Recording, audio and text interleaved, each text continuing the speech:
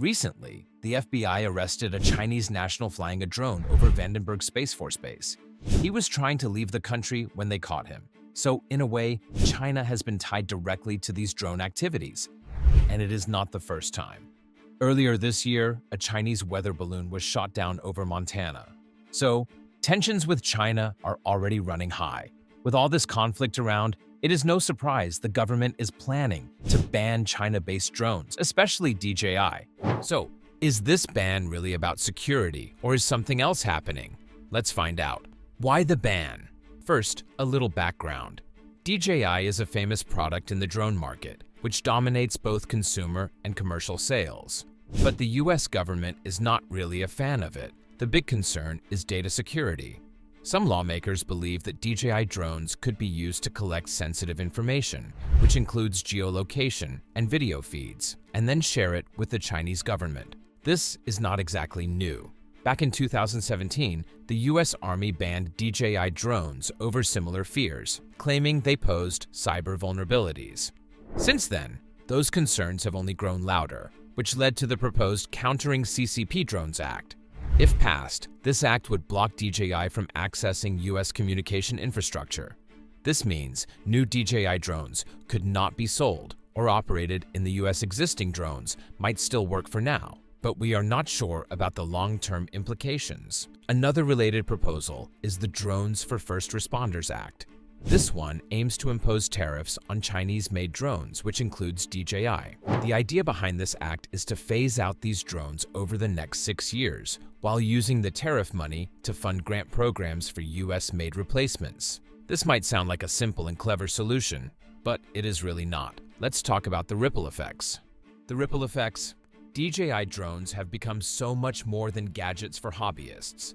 They have turned into incredible tools for industries like construction, media, public safety, and logistics. Now that there is a possibility of a ban, the effects could ripple through the whole country. This has the potential to disrupt entire sectors. Take agriculture, for example. Farmers have embraced drones as a way to monitor crops, improve irrigation, and boost yields. DJI drones are affordable and reliable, which means farmers can access this advanced technology. If these drones are no longer available, farmers might face significantly higher costs or even lose access to tools that have become essential for modern farming practices. The construction industry also relies heavily on DJI drones. They use this technology for tasks like site surveys and project monitoring. These drones are valued for their ease of use and dependability, which allows teams to track progress and identify problems in real time. Without them, projects could slow down, costs could increase, and the entire workflow might become too much to handle.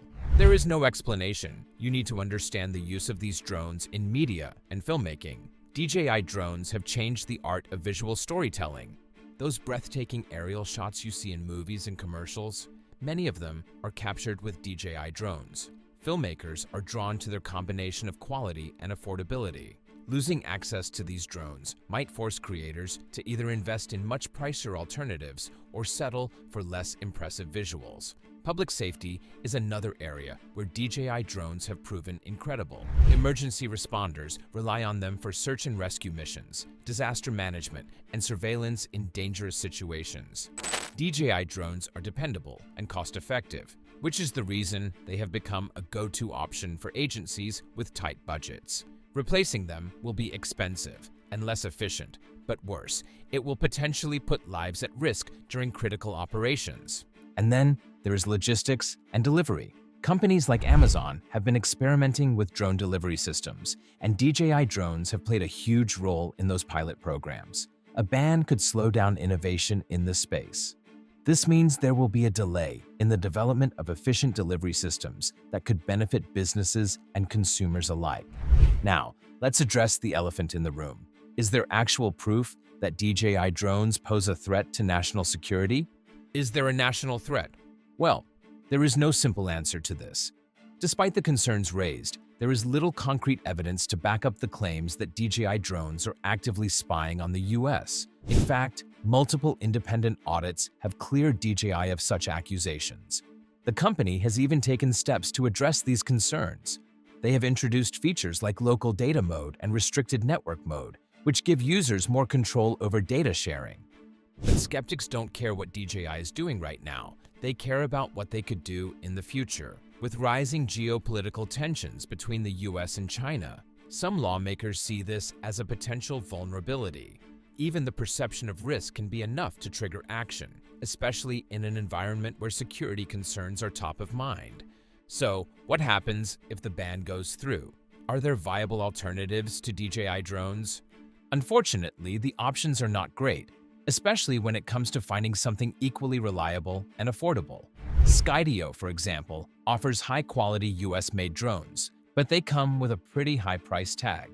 You can also go for Parrot and Nafi USA if you need a drone for public safety applications, but it is not as budget-friendly as DJI. For industries like agriculture and logistics, there are drones like AgeEagle's eBTAC or FreeFly Systems Alta X. But these models are way more expensive and might not fit the needs of smaller businesses. Consumer-level alternatives are even harder to find. While brands like FLIR and Brink exist, they are largely designed for specialized applications like public safety. This leaves casual users and small business owners in a tough spot. Autel is another popular drone brand, but even this one might not be a safe bet in the long run. It is based in China, which means it could face similar scrutiny and restrictions in the future.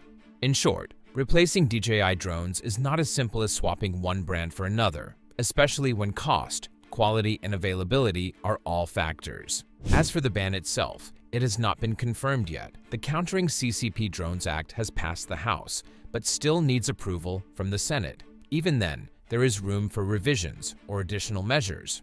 For example, grant programs to help industries transition to American-made alternatives. But the DJI issue is not happening in isolation. It is part of a broader U.S. strategy to reduce reliance on Chinese technology, targeting companies like Huawei, TikTok, and now DJI. The goal is to address potential security risks while promoting domestic innovation. Whether these decisions are justified or not, they are shining a spotlight on the growing clash between China and the U.S. The U.S. government insists a ban on DJI drones will safeguard sensitive data and critical infrastructure. But critics are saying it could backfire. It will hurt industries, businesses, and our own people more than it helps. For those who depend on this technology, this does not mean that they are just going to lose a popular brand and they will get over it in a few days. You see, DJI has been the go-to for years.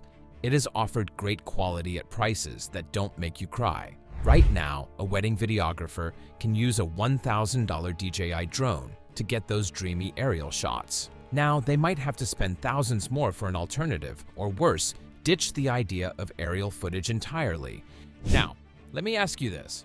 Do you think this ban is really about security, or just another round in the U.S. China rivalry? Tell me your thoughts in the comments below. Before you go, make sure to hit that subscribe button for more updates. Thanks for watching.